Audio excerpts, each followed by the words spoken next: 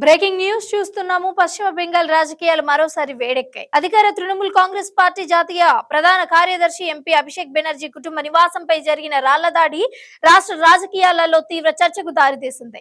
ఇక ఈ ఘటన మంగళవారం తెల్లవారుజామున కోల్కతాలో చోటు చేసుకుంది. దాడికి సంబంధించిన సీసీటీవీ దృశ్యాలను అభిషేక్ బెనర్జీ స్వయంగా సోషల్ మీడియా వేదికగా ఎక్స్ లో అయితే పోస్ట్ చేయడంతో ఈ విషయం దేశవ్యాప్తంగా చర్చనీయాంశంగా మారింది. సీసీటీవీ వీడియో ప్రకారం హెల్మెట్ ధరించిన ఓ వ్యక్తి మోటార్ సైకిల్ పై వచ్చి అభిషేక్ బెనర్జీ ఇంటి ముందు ఆగాడు.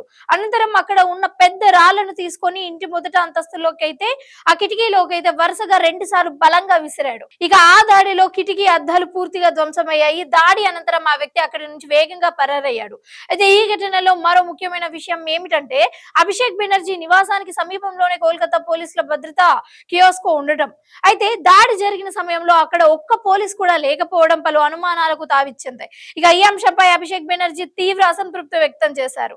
దాడి జరుగుతున్న సమయంలో పోలీసులు ఎక్కడ ఉన్నారు, ఎవరి ఆదేశాలతో వారు అక్కడి నుంచి వెళ్లిపోయారు అంటూ ప్రశ్నించారు. ఇక ఈ దాడి వెనుక భారతీయ జనతా పార్టీకి చెందిన గూండాల హస్తం ఉంది అని అభిషేక్ బెనర్జీ ఆరోపించారు. రాష్ట్రంలో శాంతి భద్రతలకు పూర్తిగా దెబ్బతిన్నాయి అని, ప్రస్తుతం గూండా రాజు కొనసాగుతోంది అని విమర్శించారు. ఇక నేరాలకు పాల్పడుతున్న వ్యక్తులకు రక్షణ కల్పిస్తున్నారా అనే అనుమానాన్ని కూడా ఇక్కడ ఆయన వ్యక్తం చేయడం జరిగింది.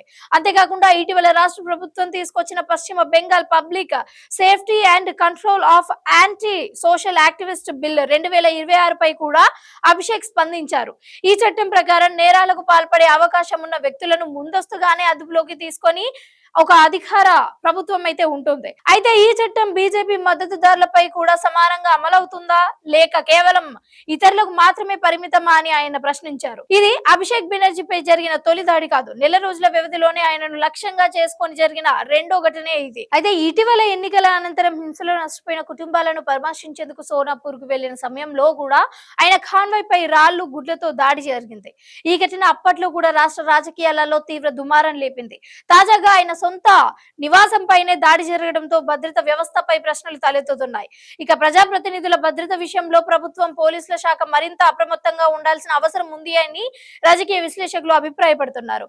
ఈ ఘటనపై పోలీసులు కేసు నమోదు చేసి దర్యాప్తు ప్రారంభించారు. సీసీటీవీ ఫుటేజ్ ఆధారంగా నిందితుని గుర్తించే ప్రయత్నాలు అయితే ఇప్పుడు జరుగుతున్నాయి. దాడి వెనుక వ్యక్తిగత కారణాలు ఉన్నాయా లేక రాజకీయ కోణం ఉందా అనే అంశాలపై కూడా విచారణ జరుగుతోంది.